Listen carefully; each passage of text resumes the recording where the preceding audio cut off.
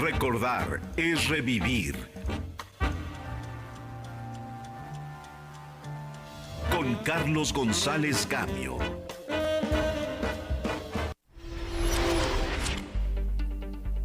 Ya en la Ciudad de México está mi querido Carlos González Gamio para hablar del tiempo y de un gobernador, un gran liberal que fue el maestro Felipe Carrillo Puerto. Te saludo como siempre con mucho cariño. ¿Cómo estás, mi querido Carlos? Muy bien, Pedro. Te veo con una elegantísima guayabera, muy al estilo Carrillo Mira, Puerto. esta tarde vi llover, vi gente correr. Y no estabas tú, estabas en Yucatán. ¿Cómo estás? Muy bien, mi querido Pedro. Pues muy de acuerdo con tu estancia en Yucatán. Vamos a hablar en esta ocasión de uno de los grandes personajes estelares del siglo pasado, político liberal mexicano, yucateco, por cierto, que fue gobernador de 1921 al 24, que lo pasó por las armas el del ahuertismo, porque pensaban que se les iba a voltear a la gente que, pues al grupo sonorense. ¿Te acuerdas que lo encabezaba Sí, claro. Álvaro Obregón, Adolfo de la Huerta, el jefe máximo Plutarco Elías Calles? Fíjate que la parte romántica de la vida de este emblemático maestro, como le dices tú, Felipe Carrillo Puerto, que por cierto lo nombraron el apóstol rojo de los mayas, porque era una combinación de liberal con conservador, como algunos políticos posteriores que hemos tenido, que se dicen liberales y son más conservadores que los conservadores. Él tuvo una etapa preciosa en su vida que fue su amor por una gran periodista corresponsal del New York Times que se llamaba Alma Reed. ¿Te acuerdas? Sí. Aquella periodista. Sí, claro. Que viene a México porque convence al editor del New York Times de que pues tenían que platicar sobre una de las ciudades más importantes de la cultura maya, que fue Chichén Itzá, que era propiedad del cónsul Edward Thompson. Entonces vino hacia el reportaje, hubo un recorrido por la zona de Chichén Itzá y venían en una calesa ahí, ella con Ricardo Palmerín, el gran compositor, con Luis Rosado, y venía el maestro Felipe Carrillo Puerto.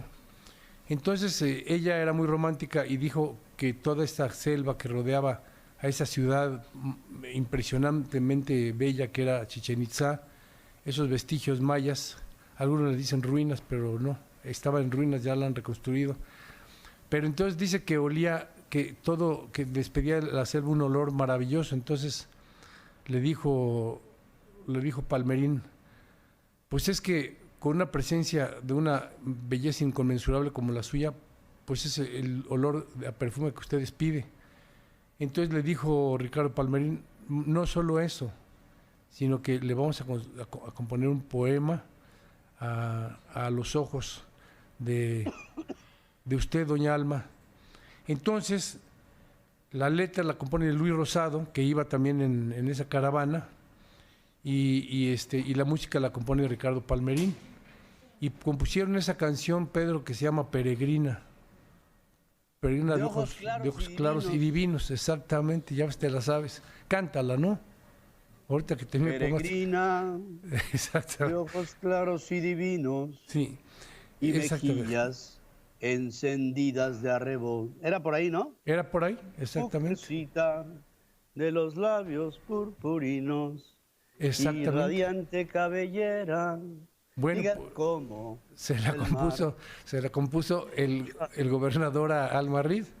Oye, pero eran, fíjate, hoy que es puro de y puras rimas raras, ¿no? Sí. Estos eran poetas de verdad, estaban poetas. enamorados del amor, estaban enamorados de la belleza del lenguaje, de la rima, del sentido de la vida, y aquí de repente, te cuentes con los puros güeyes que no les entiende uno nada.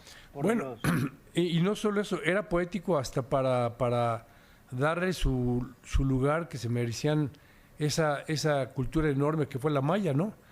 Él, claro. Él después de enconados debates con Carlos Rojas, reconoció los derechos de la mujer y además hizo que los grandes terratenientes del Enequén, que eran pues aristócratas porfiristas, les empezaran a pagar un salario a los mayas, porque realmente los tenían explotados según esto, ¿no? Sí, era una tienda de raya. Una tienda de raya. Y acuérdate tú que muchos años después, cuando ya vino el nylon, que ya el Enequén se vino abajo, los grandes capitalistas de la casta divina que le decían, pues se vino a habitar a México, a Guadalajara, a otras ciudades, ¿no?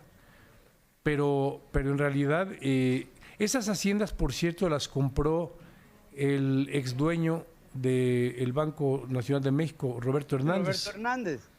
Y ha hecho unos hoteles, haciendo unos hoteles boutiques maravillosos que te cobran $800 la noche. Sí. Y bueno, lo que pasa es que, bueno, esos intereses que él tocó, pues no le gustaron mucho al del ahuertismo, y en el 24 lo fusilan, y en el 27 lo nombran el apóstol de Yucatán a Felipe Carrillo Puerto. Él, entre otras cosas, bueno, hay un municipio con su nombre que se llama Felipe Carrillo Puerto, y lo claro. la ironías de la vida, ¿no? Él que combatió tanto la injusticia, ahora hay familias, ahora le dicen la casta beduina, familias como los Macari que tienen inmensas propiedades precisamente en el municipio Carrillo Puerto, donde exportan carne de cerdo y otros productos directamente a Japón, pero son gentes que hicieron grandes fortunas, lo que tanto combatió Felipe Carrillo Puerto. Entonces sí quería hacer esa acotación, porque ahorita ya siguen funcionando escuelas socialistas que creó Carrillo Puerto, siguen funcionando principalmente en el municipio Carrillo Puerto, que hay una ciudad que se llama Felipe Carrillo Puerto, precisamente, ¿no? Sí. Sí. Pero bueno, ya cuando llega al poder, te digo, en el 27 lo nombran apóstol, hasta la fecha es el apóstol de Yucatán, y las cosas no han cambiado mucho desde entonces, ¿no? Simplemente bueno, Cordemex, que fue la última organización de producción de la fibra del Enequén de manera industrial, dejó así como reducto una hacienda que está por aquí cerquita, que es la de una familia Peón. Peón, claro. Siguen haciendo, ¿sí? Siguen claro. haciendo todavía el hilado y le meten agua a la fibra para estirarla varias veces. Salen los mecates. Los mecates servían para amarrar barcos. Bueno, había unos mecatorronones que para qué te cuento, y ahora, como dices tú, con la introducción del nylon, pues toda esta industria acá se vino abajo. Todavía protegió a Cordemex muchísimo. Luis Echeverría, José López Portillo, Miguel de la Madrid ya se desencantó de la idea porque no había forma de recuperar a esta industria, y pues finalmente acabó en una más de las muchas bondades que tiene esta zona de la República Mexicana, y que así como hubo el Enequén, hay 1000 cosas más aquí que son susceptibles a ser explotadas, entre ellas la más importante, creo, aquí en este lugar, es su gente. Su gente. El yucateco es creativo. Un enorme hospitalario, limpio. Dicen que Mérida es la ciudad más importante, más bonita para vivir en el mundo. Pues sí, pero ya me piden aquí que ya no siga yo hablando bonito de Mérida, porque se va a venir todo el mundo para acá. Entonces mejor. Mejor. Va a caer un meteorito. Mándalos a Durango. O sea, no se vengan por acá, por favor, si son tan amables, porque esto va a explotar. Ay, cayó un meteorito, acuérdate que los dinosaurios desaparecieron por un meteorito que cayó cerca de Mérida.